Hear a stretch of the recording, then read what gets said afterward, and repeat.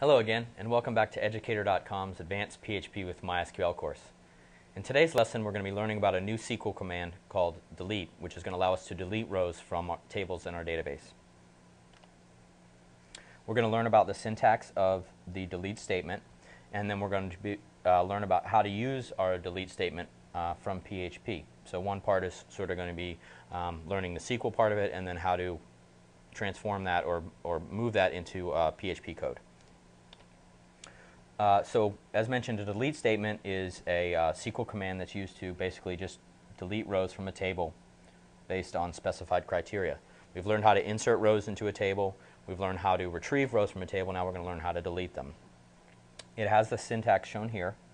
It starts with the keywords delete from, and then you specify the name of the table that you want to delete rows from. And then, like our select statement, it has a where clause.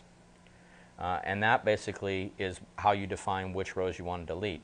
So this statement here is saying delete all the rows from the items table where the item ID equals 1001.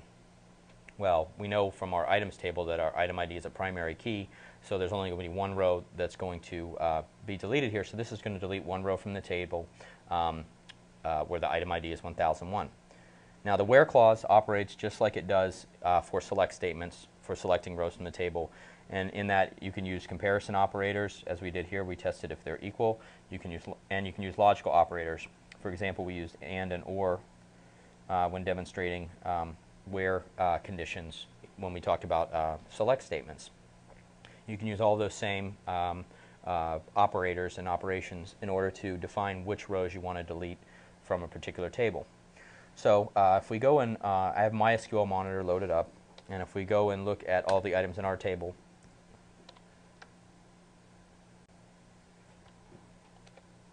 had an error in the syntax. We can see that our table, I've just pulled up the item ID, name, and price for all the item rows in our items table. We can see that we have the default setup for our database, which is our six items. And so if we want to delete item 1001, let's go ahead and run that delete command we just saw. So we write delete from the table we want to delete from, which is items, where item ID equals 1001. And if we run this, we're going to get query OK. We notice that it's going to say one row is affected. We know that that was a primary key we specified, so it's only going to signify one row.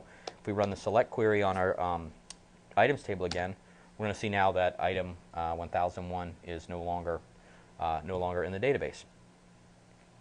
One other thing to note is that if you want to delete all the items or all of the rows from a table, you can simply just omit the where clause, and you would just say delete from items. In this particular case, that's going to delete every row from the items table. So actually, if we were to go ahead and run that command,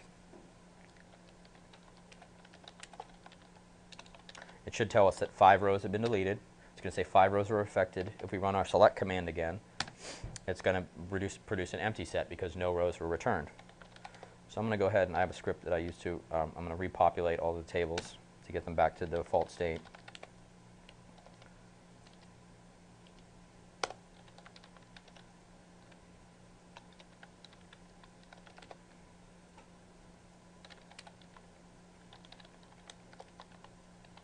And now, just to verify that the data is back in the table, because we're going to be using it in our next slide.